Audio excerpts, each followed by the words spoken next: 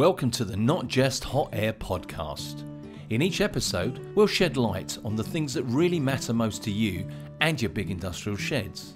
We'll be sharing helpful tips, best practices, and plenty of opinions from industry experts and our experienced team here at the Pilot Group as well. So sit back and enjoy. Good morning, everyone. I'm hugely excited today as we're here today in Manchester to kick off the first of what will be a regular series of podcast sessions with the Pilot Group. We start today on the journey into what will be a real deep dive into their business and the huge, almost unbelievable capabilities of their pioneering energy management system. Each session, we're going to be looking to kick up the dust with this team and just talk about the huge subject of what it is and get some little bit of excitement and a little bit of energy into that today. We also want to look at how the big shed industry really drives towards carbon zero future and reduce the consumption of fossil fuels and CO2 emissions. Along the way, we're going to be having some guests too, and we intend to talk about a wide range of subjects to put into perspective what needs to be done and what is being done on the ground to bring a vision into reality over the next decade and beyond. My name's Graham, and I'm going to be your host for today. And with me for our first session, I'm really pleased to say I have Lee Morgan, who's the MD for the Pilot Group. Hi, good morning. Good morning. And I also have Phoebe Baker, who's with me, who's one of the senior account managers here as well. So I'm guessing, am I right? Is this your first podcast here today? Yeah, it's exciting. First one, hopefully of many. So an alternative, maybe a future career, perhaps, a new one. We're not as polished as you, but yeah. And Phoebe, you're going to be sharing the link. You're going to be sharing all this with your friends, I guess. Maybe. Depends. Excellent. Well, I think it's fair to say that you guys are going to do a far better job in actually introducing yourself than I will. So, Lee, why don't you take it away? Why don't you just tell us a little bit about yourself, a little bit about your background. Keep it to just a few minutes. I know you've got lots to say. Yeah. You'll be shocked. Take it away. I'm Lee Morgan. I'm the Managing Director of the Pilot Group, the Energy Management Solutions side of the business. Been with the business only 9 months now. My background is I spent 15 years in the HVAC industry, providing service and maintenance to retail customers nationwide and into Europe. Built two really good, successful companies, and sort of saw Pilot Group as leading the tech in renewables, and thought, I'd like to join them, and the opportunity came along, and here I am. So fantastic. Yeah, good to hear. Phoebe, tell us a little bit about yourself. Why are you here? Why am I here? That's a good question. And what do you do? No, I've been with Pilot Group for 6 years altogether now. Always been with the energy management side of the business. Started off as sort of a support role, and sort of moved my way up to being one of the account managers. So I look after sort of new business, existing customers, and yeah, I love it. I love being out on the road. I love the job and the savings and what we see from it. So yeah, incredibly passionate about it. Fantastic. Good to have passion in your business, absolutely. So Lee, so why now? Why Pilot Group? Obviously spending 15 years in the HVAC industry, all predominantly around gas and air conditioning, looking at the renewables in the commercial market, there's not a lot out there. So to join Pilot Group, who have got a system that helps people reduce the consumption in a commercial environment, is a great time to be involved with the business, because you just know it's going to grow arms and legs. So yeah, that's why now. There's a lot to do still for people to reach net zero. People haven't even started the journey yet, so to go in now and help them on that path's a great place to be. Yeah, fantastic. So what I want to do for the listeners, and obviously this is the first podcast that we've done with you guys, I just want to give a little bit of context into actually what the Pilot Group is about, what this energy management system is all about, a little bit about what you're doing and the impact that's having. So yeah, just go away. Lee, Phoebe, just tell us a little bit about it. Go on, Phoebes. You do this best. Yeah, so we have a control system essentially that is designed to integrate with gas heating systems. We've had a proven track record of delivered savings over a course of many years. We've had legacy systems previous to that. We guarantee a saving of 25%. We're averaging around a 43% saving at this moment in time, which is brilliant to see. In some cases, we've well overachieved our average saving, never mind our guaranteed saving.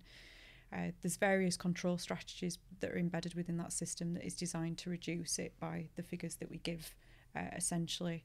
And I think what's quite exciting going forward is that we've got some new tech that's coming on board, hopefully very soon, to propel sort of what we're doing, to look at sort of energy use, not just on gas but on electricity going forward as well. So that's us in a nutshell on the product and the solution side of things. Fantastic. And I guess, Lee, that's, is that the excitement? Is that what drew you to the business? Is that why you sort of came along, looking at those possibilities? Yeah, exactly. As a managing director and speaking to other managing directors, it's difficult. People see it as a cost, renewables, and it's not. It can be a cost saving as well as helping the environment. So, yeah, it's a big driver for why I joined the team. We've got a fantastic team. You could see that when I first joined. Yep. We've added to that team. We brought people in who are really passionate about the environment, which also helps because job satisfaction is key as well. So yeah, it's a really good place to be, really good start for the business. It is a new startup. The system's been around for a while, but new investors, new start, and hence why we're here today to try and get the message out there. Yeah, certainly. I mean, picking up on that passion I can see from both of you, and to come into a studio like this and start to talk about what is probably a quite dry subject, but hugely relevant at this time. And I'm sure you're seeing that when you're sort of going out and talking to people. So I want to start today with a question around mission statements of big business. And we are all seeing these big mission statements about carbon reduction, net zero, decarbonisation, things of that like. So we're seeing the big statements, and we're seeing that on websites, and people are using it as part of their pitches and what the ethos of the business and what they stand for. So, but then when you get into business, and I know this for reality, when you get into business and you get sort of what I call ground level, how is that being converted from the big mission statements? Are we actually seeing that on the ground? Are you seeing what those big statements are? And are people saying, right, yeah, we've now got this project, we now need to make this happen? Is that a reality? Or are you still seeing the void or the difference between those big statements and what's actually happening? For big companies, it probably is being driven down. Whether it's cost driven or environment driven, don't know. For smaller companies, it's not on the agenda. And that's where we're trying to put it on the agenda for customers. And yes, sometimes it is tailored around cost, and we've got to go in with that angle.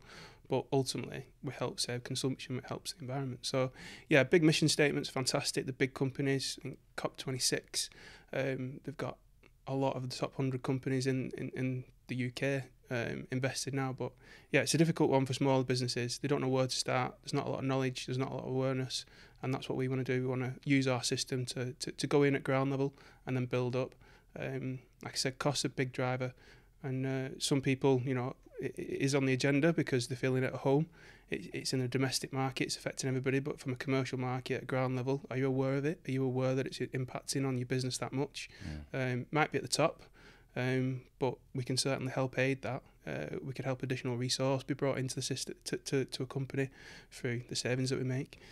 So yeah, it's a difficult one for smaller businesses. Bigger businesses, I think it should be on the agenda. They should be driving it down. They should be talking about it and leading the way. But if they're doing enough, I don't know. Is the government doing enough? Is another question. But yeah, for smaller businesses, it's a challenge. And because it's got a persona that it comes with cost and not the savings and not the impact on the environment. So we've got a lot of awareness to do to get out there to show people that not just our system, our partners can help them on that way and save them, resource, save them looking at cuts, save them having that stress that, when a lot of people want it on the agenda, but feel like they can't afford to have it on the agenda, and that's the wrong way to think about it. So. Yeah, Phoebe, what you see? I mean, yeah, I think Lee's right in a lot of sense. People talk about net zero, they talk about carbon reduction, and I think when whoever is dealing with the projects that go on within that business start to actually see pen on paper in terms of some of the returns, they are a business at the end of the day, and if they don't have the right return behind them, then I guarantee that would probably sway their decision on whether they actually implemented that project or not. So there's a mixture, I think, and I also think it depends on who's actually on the ground level in terms of who you're dealing with on a day-to-day basis. I see it across a lot of sites where you've got people who are incredibly passionate around sustainability. You can see that they're really trying to drive the message internally, even down to just sticking stickers on light switches and making sure that they're turning the lights off. All helps, doesn't it? Yeah, but then you go into businesses that have actually implemented things and you know, they haven't engaged with the workforce as much as they should have done, and they're actually bypassing and using little cheeky tips to essentially, from a staff comfort point of view, to avoid it. And it's obviously in some respects been put in there for a reason. So it is a real mixture of what you see out there, I think. Lee, you spoke just a minute ago about those wider partnerships. So, you know, have you got any examples of where you've worked in partnership with other people to sort of collaboratively sort of just amplify the effect of what your system does? Yeah, so we've started to work very closely with partners, especially around solar and compressors and energy brokers, to ensure that, you know, when we're going in to help a customer, we're going in to help them across the board. We're not just looking at making, you know, a profit for us and a saving for them. We're looking at what other initiatives are out there, and there's some really good schemes out there for solar in commercial businesses that people just aren't aware of. And some grants, there's lots of grants out there that, you know, just aren't highlighted and aren't being shouted about. So we've got partners who look at that for customers as well. So yeah, we're very heavy on, when we go into a customer, we do a discovery and we find out where all the pain points are, and then we look to bring in partners that can try and resolve them for them across the board, and ultimately make them more efficient and more environmentally friendly as possible. So it's not just the energy management system. What you're basically saying is, I guess if people aren't aware of those grants, it's like, I mean, you know, do you fill the paperwork out for them, or is it sort of almost like you must do this? Yeah, so there's partners out there that will do that sort of for you as a consultant, basically, and there is a fee to it, don't get me wrong, but ultimately it's, you know, they can gain 30% of a grant towards something rather than no help. So it's really important that we do put those people in contact with certain partners that can help them, definitely. Yeah, I like the sound of that. Yeah, and I think Lee's right, especially when we're talking about smaller businesses as well, where it's no one's job. You know, you're talking about a real bigger business that have sustainability officers, environmental officers that are really driving this, and it's their job to drive it. Yeah.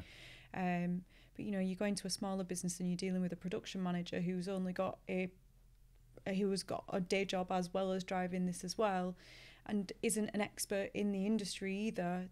You know, that's where we start to see the gap in a lot of respects, where, you know, we're going in there, asking the right questions, getting down into the pain points, and yes, we're helping them with a solution.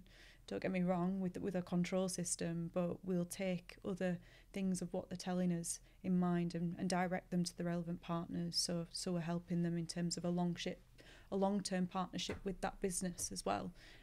You know, it's about the partners that we're arming with, but again, it's going in there and partnering with that business and really driving down and helping them alongside the targets too. It's almost like product plus, isn't it? You're bringing through the door as much as you can influence to help them. Yeah, and Phoebe's hit the nail on the head there. A lot of people who are driving this, they're not experts in this. No. They're a facilities manager, they're a finance director, or they're an MD.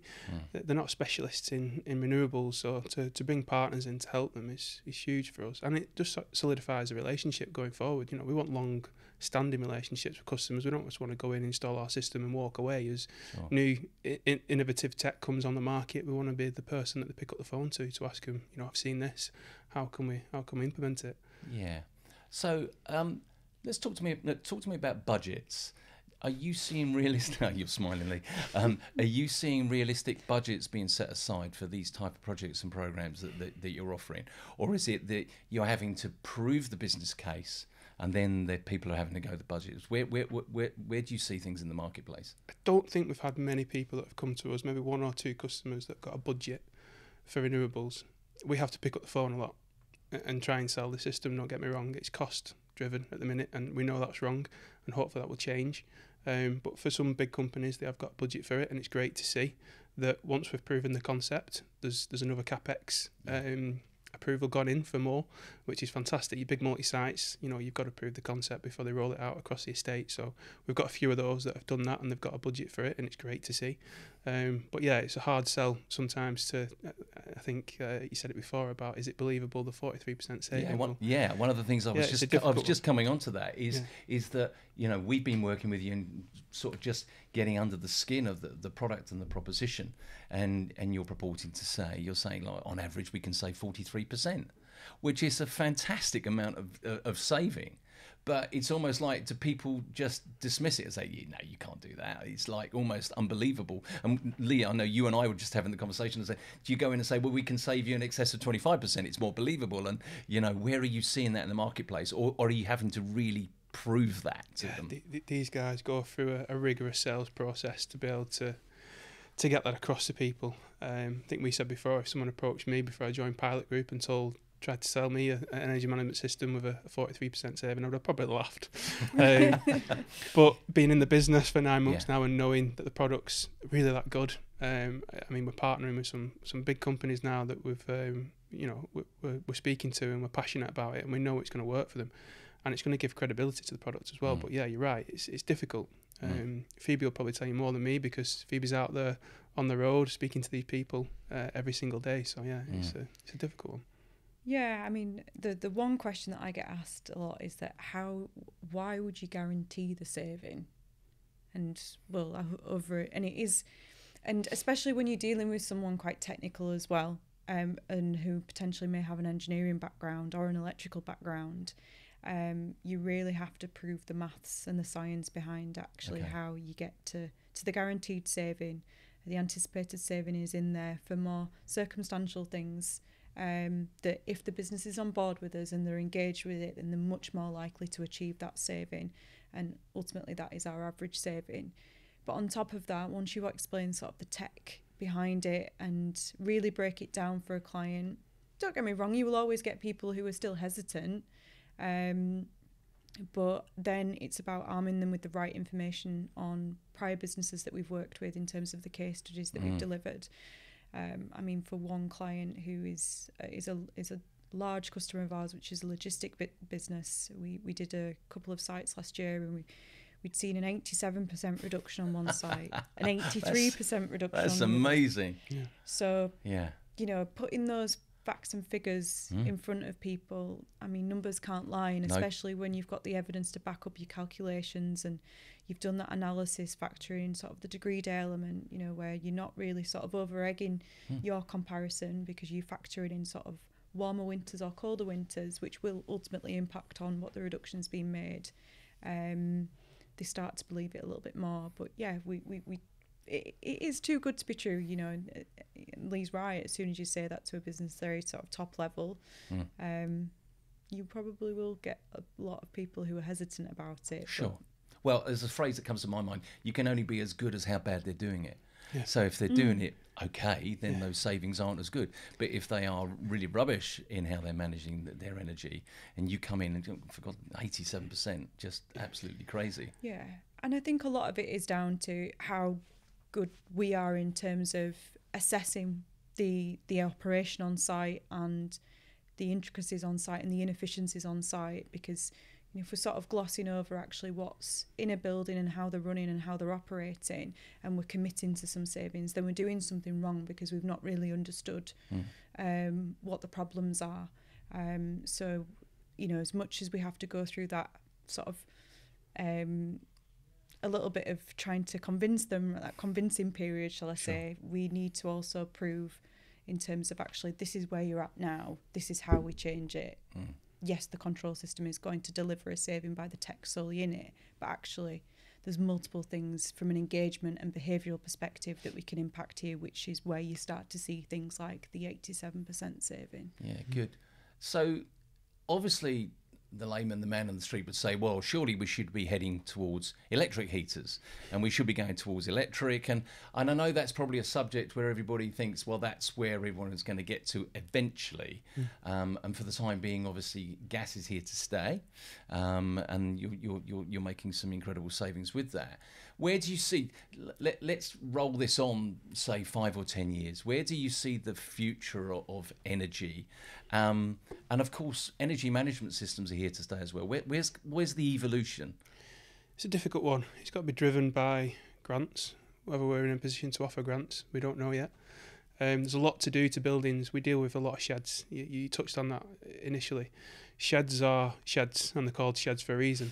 They're poorly insulated. To bring renewable technology into a poorly insulated building, you've got to insulate it first. You've got to start with fabric. You've got to look at your roof.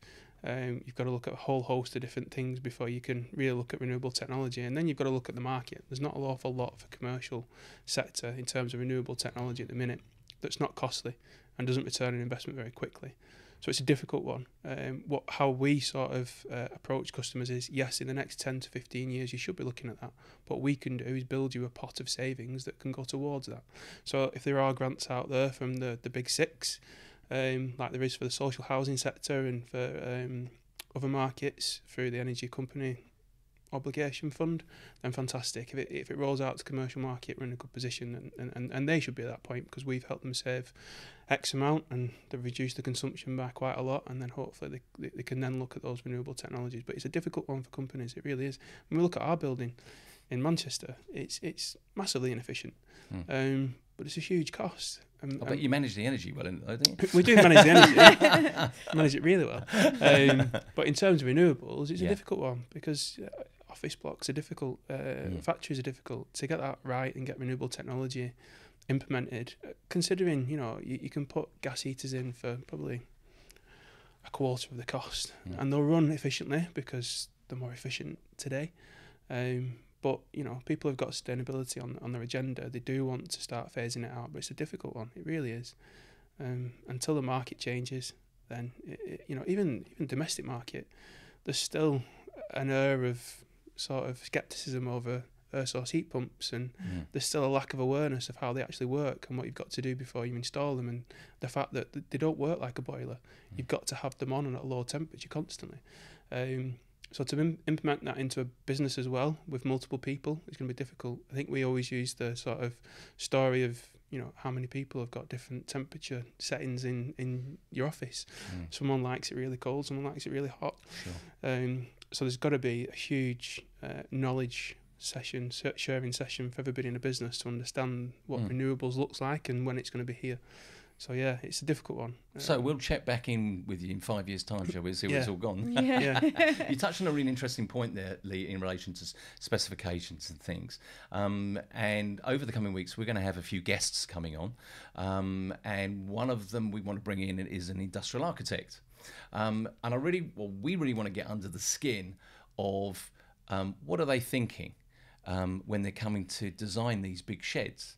And one of my questions to both of you is really, are you getting engaged? Are you being approached by industrial architects? Are they saying, look, we've got to deliver this design of several sheds and we've got to heat them in the best effective way possible? Is the phone ringing, or is it a case that you've got to go and actually promote what you do to these people and to get it as upstream as part of that design consideration? And Lee, I know you and I were just talking about the deal, the length of the deal, and obviously that extends it. But to be right at the beginning when pen is going, or a CAD system is designing these things, do you think that's the future as well? Are you going to see that? Are you seeing it? Yeah, certainly. Again, we would love the phone to be ringing with architects to tell us the spec in our system as part of a development, but unfortunately it's not. That's down to awareness. We know we've got a lot to do. We've got marketing partners at the minute that are doing great work for us, that are trying to get the word out there about what we do, and this is also part of it. But yeah, we do see that as a future. Like I said, partners, architects, I guess we'd never really thought about until you mentioned it earlier. It is a good in to be there at the start. There are, BEM systems that are spec'd at that design level. Sure. We want to be at that table as well, as a more competitive, probably more of a, I sort of use the term of, we're commercial heating from your desktop. Sure. Not your phone, your desktop. So I like a Nest or a Hive system that you have in your household. That's what we are. A more competitive to a BEM system. You might see the sales cycle push out to sort of 18 months, 2 years. Yeah, I think as well what goes along with that is that there will probably have to be a mindset that changes. From a building management system, there's operational, and that's where sort of the architects firstly lead to, and that's where the mindset will have to shift to more energy efficiency, and that's where we really specialise in it. So it would be great. Don't get me wrong, the sales process would, but probably the amount of people that are building new buildings, we've seen it all the time. We were speaking to someone a few months ago that in terms of the industrial sector that's cropping up in the northwest, we'll see it more and more, and we want to be a part of it. So that'd be great. Interesting. So Lee, I want to ask a question of you, because I can really see in yourself. what do you want the legacy of the Pilot Group to be under your stewardship? What is really driving you? You know, when you get up in the morning, you can see you're hugely passionate about it. What do you want the legacy of this business to be? Yeah, I guess it's not a legacy. It's more of we want to be a market leader in sustainability. We want to be a market leader in, you know, we're the first person someone picks up the phone to when they're looking at jumping on that net zero journey. So yeah, that's where we want to be. We want to be, you know, that company that everybody sees, the brand that people see, to pick up the phone to help them on that journey, and that partner that we'll have a long-lasting relationship with, because we're not just thinking about ourselves, thinking about partners, we're thinking about all different people to be involved to help them along that way to net zero. I can't even get that right. That's fine. So yeah, it's more of we want to be a market leader in sustainability. Yeah, I guess owning that space. From all the things that you're seeing with all those partnerships that you're talking about, owning the space of every single degree to help those customers on that journey. Yeah. And as you rightly said, Phoebe, you know, some of those smaller businesses don't necessarily know all those channels, all those avenues to go down. Yeah. Really interesting. Well, you're working in a really interesting space, and I've really enjoyed talking to you both this morning. And I'm looking forward to all the other podcasts you're going to be talking about as well. And I know you're going to go into a little bit more of a sort of deep dive with that as well. So next time on our next podcast, Phoebe, we have you back. And we're going to be sort of chatting through what companies need to look out for when considering phasing out fossil fuels. So I think that's going to be quite interesting. I know you're going to add another sort of depth and degree of sort of intelligence into that. So until next time, everybody, Phoebe, Lee, thank you very much. And we'll see you all again very soon. Thank you. Thank you. Thank you. Thanks for listening today. And we look forward to having you join us again next time. But for now, it's time to close the shutter on another great episode of the Not Just Hot Air podcast.